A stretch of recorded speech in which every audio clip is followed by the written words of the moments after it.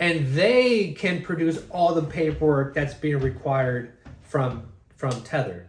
They've been doing it since the 90s, right? They have repurchase agreements, treasury bonds. They have dollar-like assets, basically what Tether has been saying that they have on their books. All of these reportings that Tether says they can't do, Fidelity has been doing it. So if Fidelity can do it, why not Tether hire the people that have been doing this auditing for Fidelity and have them out of their books? Can you say scam? Oh yeah, that's the question. That, or they don't have the money to hire like a multi-million-dollar tax firm. Yeah. Who doesn't have money in the crypto space? Crypto.com just bought a damn building. Now you have these they have these crypto platforms that are using Tether to cash out and buy branding rights on arenas. Do this.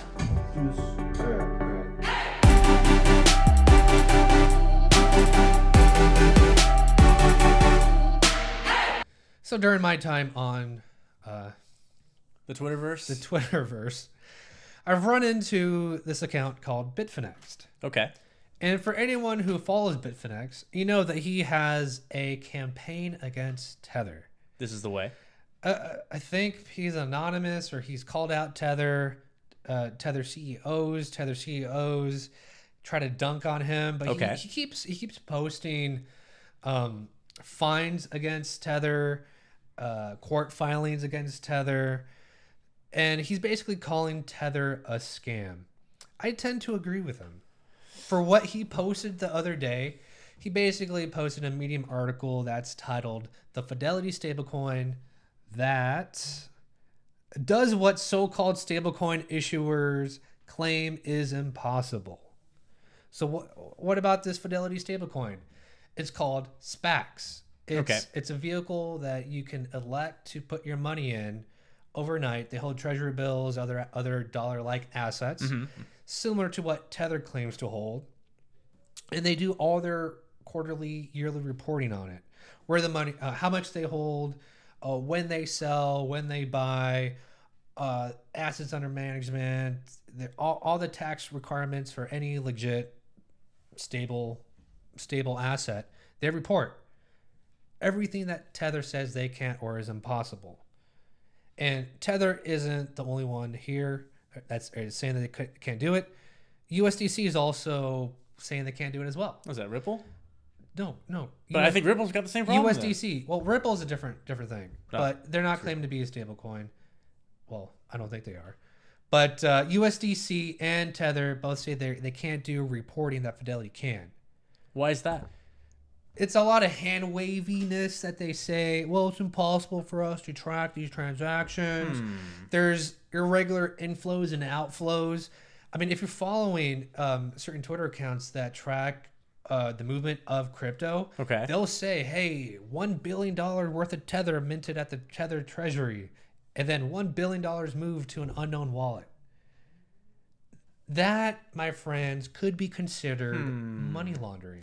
I mean, if I'm putting my tinfoil hat on here, that does sound very money laundery, scammy. Right? You have Tether coins being created out of thin air, not being backed by the dollars that say are backed when you create a coin. Right.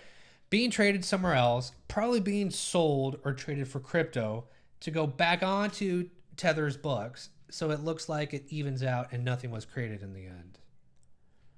That is some actually scary stuff to think about, because if Tether fails, there's a lot of things that fall with it. I mean, if you have any crypto on platforms that give you a yield, you're probably not going to be owning that crypto for if Tether explodes, right? You have platforms that are spending millions of dollars to get their branding on buildings, on UFC shirts, right? They're probably they're cashing out in Tether. Right? And they're getting real dollars for it. So it starts to feel like a Ponzi scheme or musical chairs at this point. So and if you're one of these people that have crypto on the exchanges, you are not going to have a seat once this thing collapses. Ooh, you know what? That's a good point. That is true. That's scary true. Right? Yeah. And in the last video, I described it as the sword of Damocles, and that's Tether. Everyone's having a good time, right? There's a sword above it. Whether they're worried about it or not, it could fall and kill the whole market. Well, it'll expose all of these other like the crypto. Yeah, it's a crypto bubble. It'll expose the crypto bubble, and then what will be left? Bitcoin At a significantly lower price, because Tether has been pumping up the crypto market, or so Bitfinex'ed claims that it's doing. So, do you actually, if Tether fails, do you really think Bitcoin would? Because I feel like that would be one of those buy signals for everyone, because Bitcoin's always going to be a good store of your wealth. Like, in all seriousness, like I'm pretty sure people kicking themselves are putting the 401ks and not Bitcoin. You're gonna have a lot of people that are gonna try to dump their Tether, which will probably be worth less than what it's at now. Right. Supposedly it's at $1. Probably should dump your Tether. And it's gonna go into Bitcoin or other cryptos that have a limited supply. So that could shoot the price up to infinity. I'm of the team to hope that shoots ADA up to the moon, baby. But I'm not biased, but we are a Cardano stake pool, ticker AGC, shameless plug.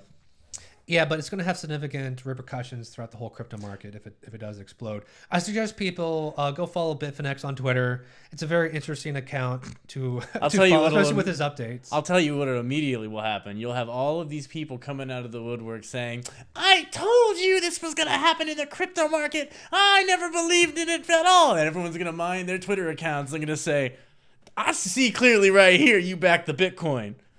And in fact, your wallet's a public known identity. I can see you're still back in the Bitcoin. You just bought some this morning." That wasn't me. That was my finance team. But that is your crypto bite.